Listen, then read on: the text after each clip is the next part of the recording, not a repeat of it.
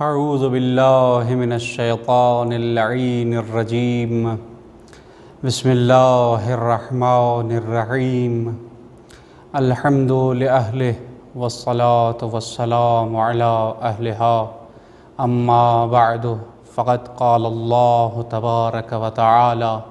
فی القرآن المجید وفرقانہ الحمید اعوذ باللہ من الشیطان اللعین الرجیم یا ایہا الذین آمنوا کتب علیکم الصیام کما کتب علی الذین من قبلکم لعلکم تتقون۔ خداوند متعال کے ممنون و مشکور ہیں کہ جنہوں نے ایک بار پھر یہ توفیق عنایت فرمائی کہ اس ماہ مبارک رمضان میں سلسلہ ماہ مبارک رمضان ماہ مہمانی خدا کے عنوان سے کچھ عرائض آپ کی خدمت میں حاضر کر سکوں۔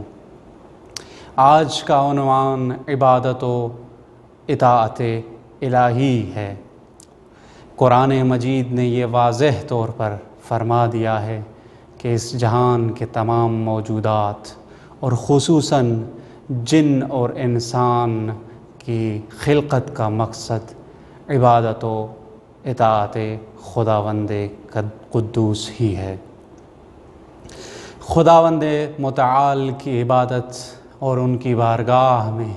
سر تسلیم خم کرنا اور الہی دسترخوان سے مستفیض ہو کر اپنے پورے وجود کو خداوند متعال کے حضور خاشع خاضع اور نیاز مند پیش کرنا ایک الہی نعمت ہے کہ جو کسی اور نعمت سے یقیناً بالاتر ہے۔ اس عظیم نعمت کے برکات اور بہت سارے آثار ہیں کہ جس نے ذہن بشریت کو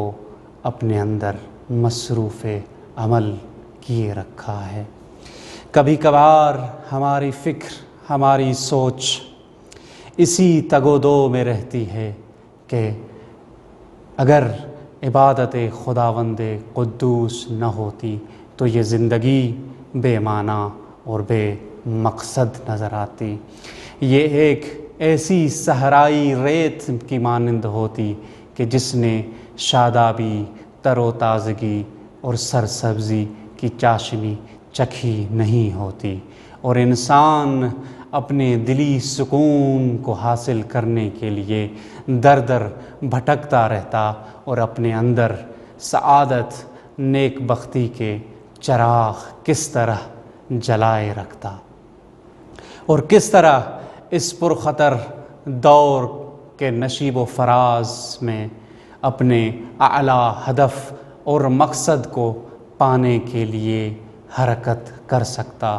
یہ ہماری خوبیاں، یہ ہمارے ہنر، یہ اس جہان کی خوبصورتیاں،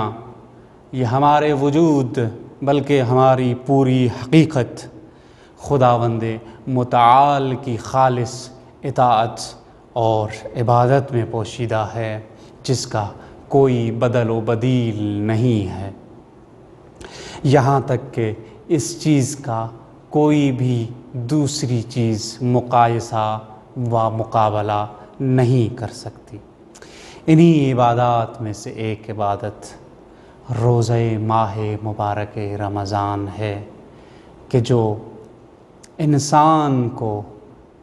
ملکوتی پرواز عطا کرتا ہے۔ ان عبادات میں روزہ ایک الگ مقام رکھتا ہے، ایک الگ اور بلند و بالا مفاہیم رکھتا ہے، جو خداوند متعال اپنے اس حدیث قدسی میں بیان کرتے ہوئے فرماتے ہیں الصوم لی وانا اجزی بہ، یعنی روزہ ایک ایسی عبادت ہے کہ جسے خداوند متعال نے اپنے ساتھ مخصوص کر رکھا ہے اور فرمایا ہے کہ روزہ میرے لیے ہے اور میں ہی اس کی جزا دوں گا۔ اگر اہل دل،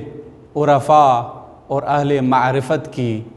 عبارات اور ان کے الفاظ کا سہارا لوں تو اس حدیث کی معنی کچھ اس طرح ہوگی کہ روزہ میرا ہے اور میں ہی اس کی جزا ہوں۔ اس جزا کو سمجھنے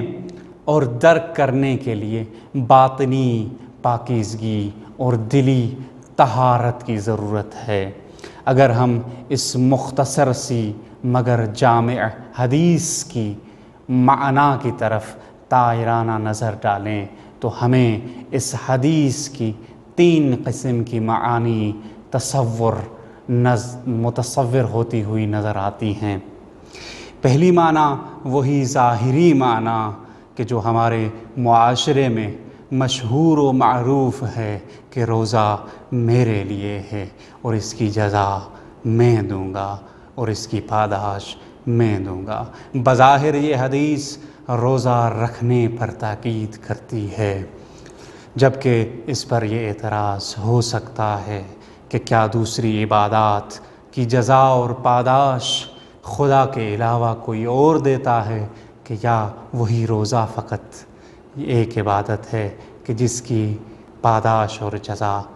فقط خداوند متعال دیتا ہے۔ دوسری معنی کچھ علماء یوں بیان فرماتے ہیں کہ جو بھی حقیقی روزہ رکھے گا اسے خدا کے نزدیک ایک خاص مقام عطا ہوگا، جس مقام کو مقام عند اللہ سے تعبیر کیا جاتا ہے، جو بہشت کا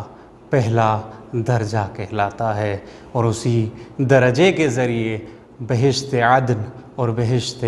رضوان کو طے کیا جاتا ہے۔ اور قرآن آگے بڑھ کر یہی فرماتے ہوئے نظر آتا ہے، یا ایتھا النفس المطمئنہ ارجعی الی ربک، آؤ میرے طرف آؤ۔ یہ معنی یقیناً پہلی معنی سے بہتر اور بالا تر ہے، لیکن اس حدیث کے بلند اور بالا معارف پر نظر ڈال کر ہم یہ جان سکتے ہیں کہ ایک اور معنی بھی ہے جو اس حدیث کو خوبصورت بیان کر سکتی ہے اور اچھے انداز میں اس کی معنی کر سکتی ہے۔ یقیناً یہ معنی پہلی معنی سے برتر ہے، لیکن اس حدیث کا ایک اور اعلیٰ مقام ہے اور اعلیٰ منزل ہے کہ جہاں فرمایا جاتا ہے کہ یہ روزہ میرا ہے اور عبد بھی میرا ہے، اور یہ روزہ میرے عبد کو میرا بنانے کے لیے فرض کیا گیا ہے۔ یعنی یہ روزہ انسان کو مقام لقاء سے لے کر مقام فنا تک ملکوتی پر پرواز عطا کرتا ہے کہ انسان کے دل پر یہ روزہ حکومت خدا کو نافذ کرتا ہے، اور اسی دل کو عرش رحمانی کہا جاتا ہے۔ خداوند قدوس یہی فرماتے ہیں، لا یسعنی ارضی و سمائی ولیکن یسعنی قلب عبدی المؤمن،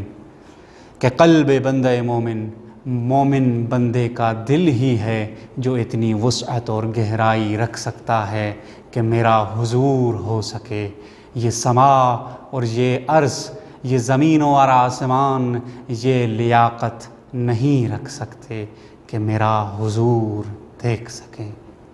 والسلام علیکم ورحمۃ اللہ وبرکاتہ۔